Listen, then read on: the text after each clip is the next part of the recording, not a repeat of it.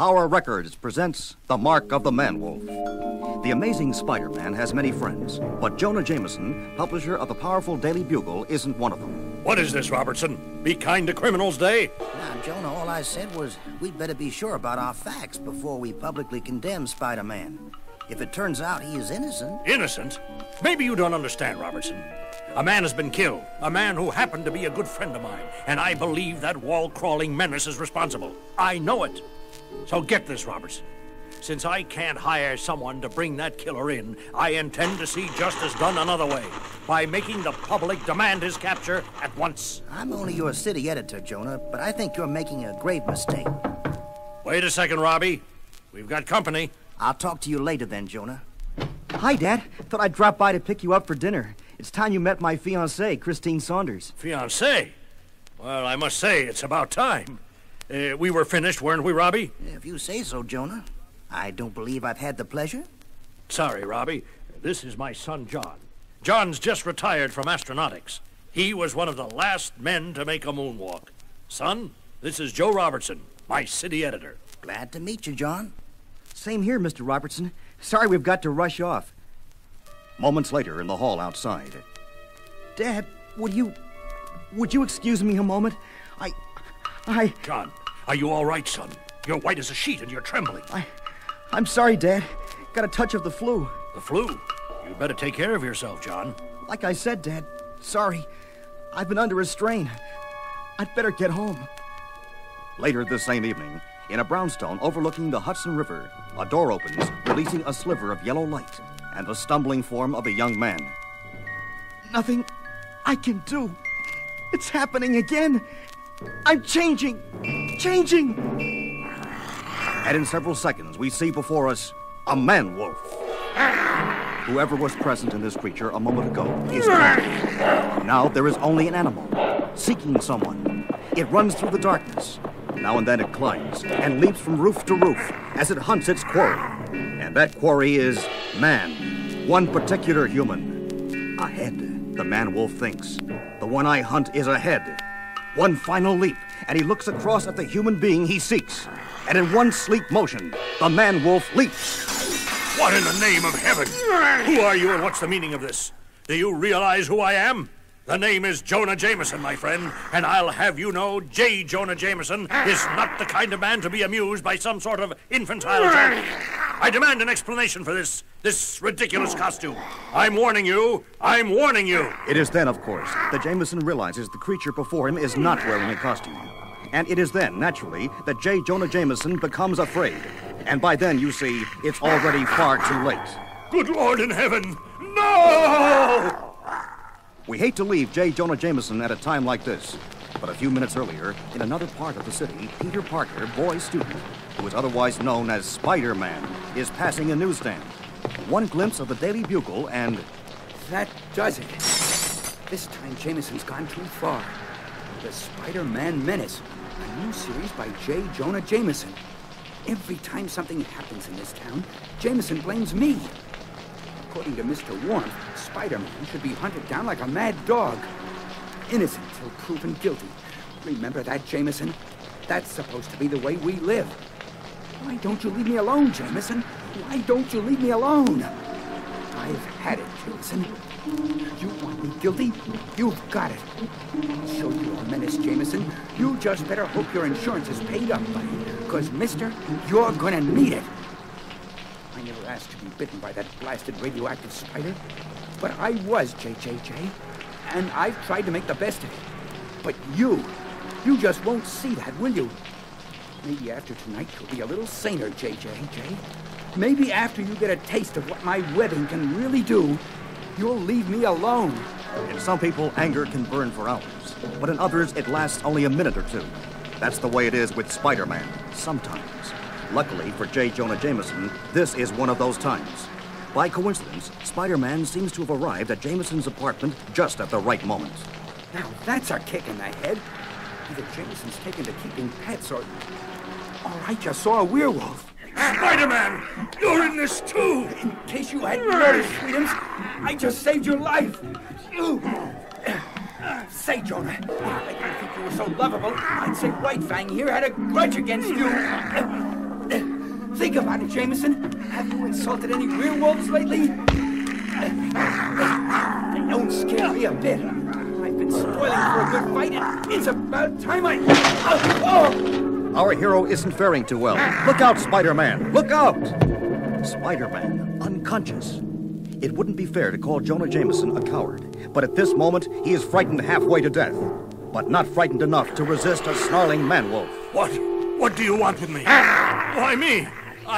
I've never done anything to you. Never attacked you. Why did you pick me?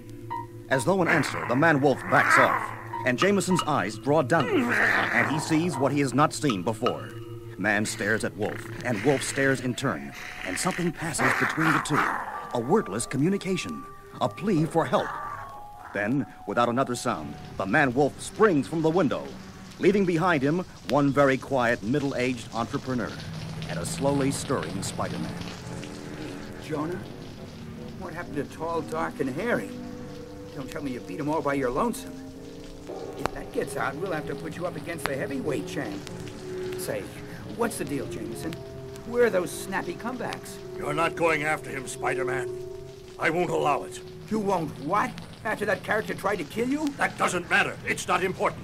If you attack him, I'll make you pay, you wall-crawling menace. Look, I'm not your biggest fan, but that monster... Spider-Man, I swear to you, if you move one muscle against that creature, I'll report this as an attempt on my life by you. Am I clear? Loud and clear. Next time, remind me not to play Good Samaritan. Some people have a weird sense of gratitude. Grateful? How can I be grateful to the man I hate most in the world? How can I be grateful when the mad killer he saved me from is my son? Hours pass. The man-wolf leaps and lunges from roof to roof, searching. It can sense its prey. It seems like no other the man-wolf has ever sought. The one who attacked me, who sought to kill me. He is there. The one who must die. Funny. I started this evening all knotted up. Now I feel kind of loose. It was the fight with the man-wolf. Somehow it released all my tensions, worked out all my anger. Almost. I can dig the world. You spoke too soon, Spider-Man. Too soon. Oh, no, not the man-wolf again. What are you doing here? Guess you're looking for a fight. Look out! You're pushing us over the edge. We're gonna fall. Last week in that crummy newspaper of his, but even JJJ couldn't pay a man to go this far. Not to the point of suicide. For real, Bucky. Doesn't quite explain why you wanted to attack me. But then, as our puzzled hero chances to glance down at his struggling assailant. Wait a minute. I've seen it before. But where? I can't remember where. Huh?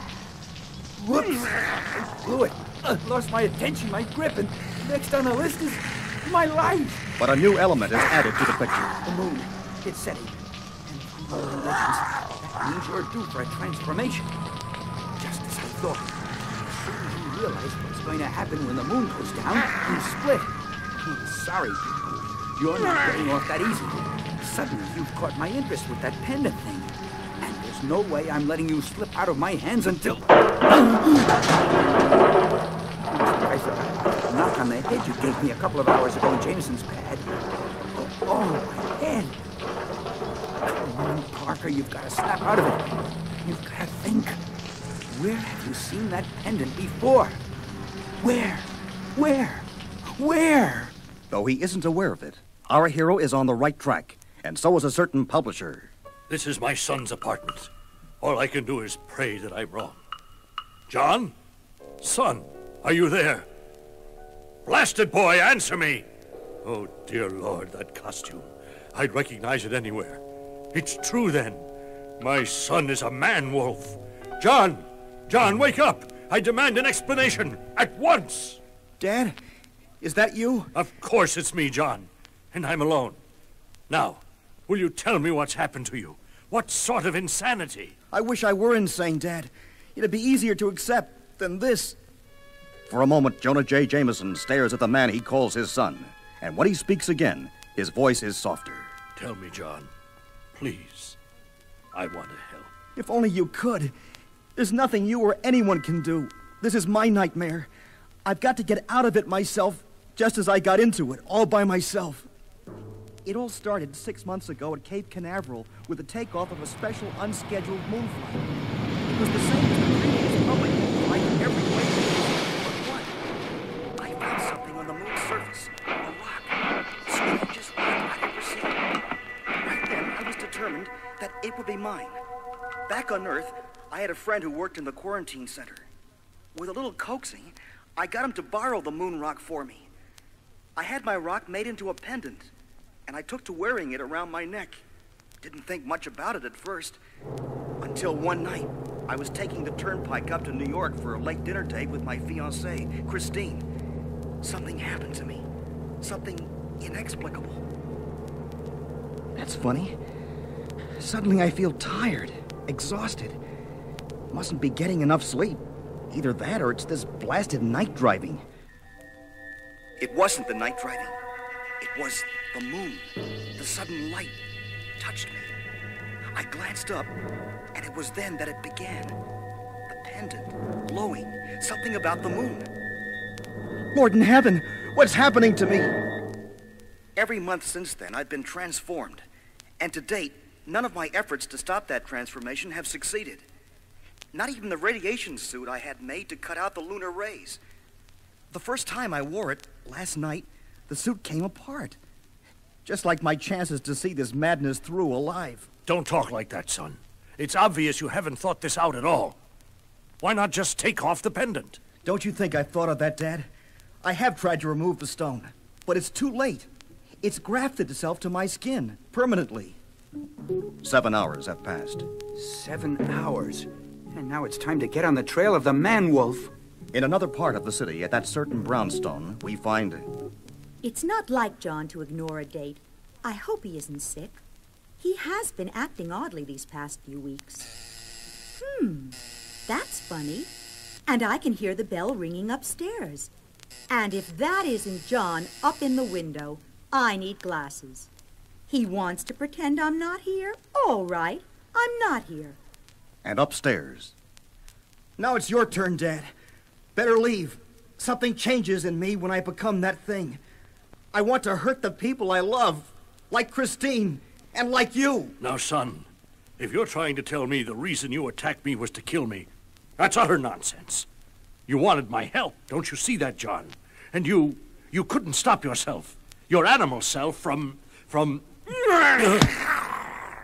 Meanwhile, a few blocks away, Spider-Man starts on his moonlight journey. Hurry, Spider-Man, hurry! Great, what a good night's sleep can do. I almost feel like myself again. Now, what was going through my mind? A pendant. A pendant. Hey, wait a minute. My subconscious must have been working overtime because it just put 2 and 2 together and came up with 4. That costume the man-wolf was wearing, it wasn't fabric. It was some sort of insulation material, the kind used on spacesuits for astronauts. And it just hit me who I know that has an astronaut's son. And who was attacked by a werewolf in astronaut clothing? J. Jonah Jameson. A quick glance in the Manhattan telephone directory tells our hero what he needs to know, and so... Maybe I'll have some good luck for a change. Bingo! Looks like I've hit the jackpot. It's the man-wolf. Here we go again, Wolfie. This time, I have a theory to try out. It's my guess that pendant is what's making you a werewolf. And so it has to come off, even if I have to tear it off. Spider-Man, what's happening to him?